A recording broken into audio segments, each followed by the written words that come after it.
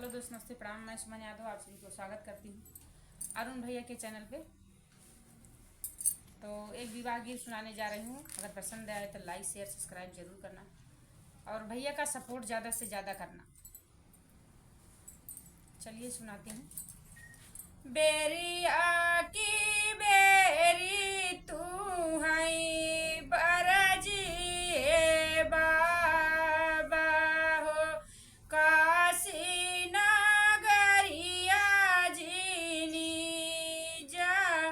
बेरिया की बेरी तू है बरजी बाबा हो, काशी नगरिया जीनी जा।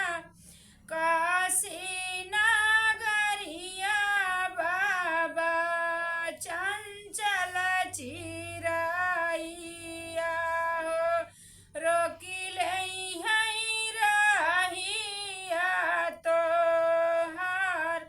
काशी नगरिया बाबा चंचल चिरैया हो, रोकी लई है रहिया तोहार।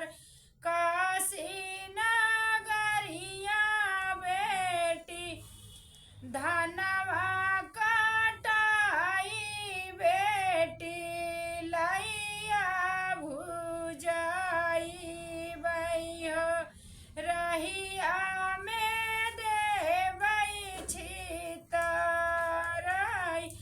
धनवा कटाई बेटी लैया भुजाई बई हो, रहिया में देवई छितराई। बिन चुनी खाई है बेटी चंचल चिरैया हो, छोड़ी दई है रहिया हमार। बिन चुनी खाई है बेटी चंचल चिरैया हो, छोड़ी दई है रहिया हमार।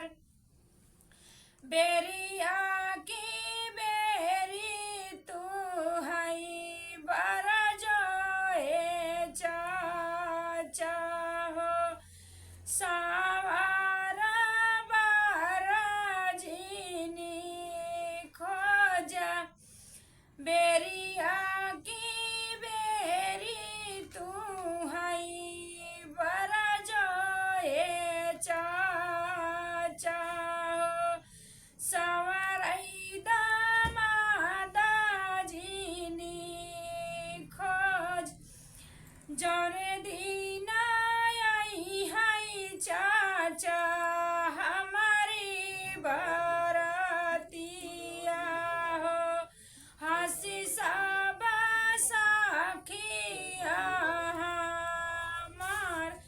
जौने दिन आई है चाचा हमारी बरातिया हो, हंसी आई गाँव जवार।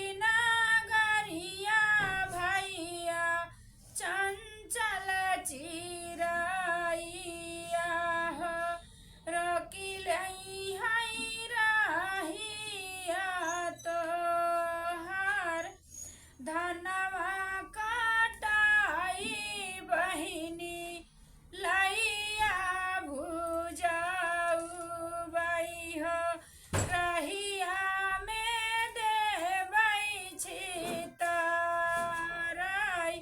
बिनी चुनी खाई हई बहिनी चंचल चिराइया हो छोड़ी दई हई रहिया हमार बिनी चुनी खाई हई बेटी चंचल चिराइया हो छोड़ी दई हई रहिया हमार।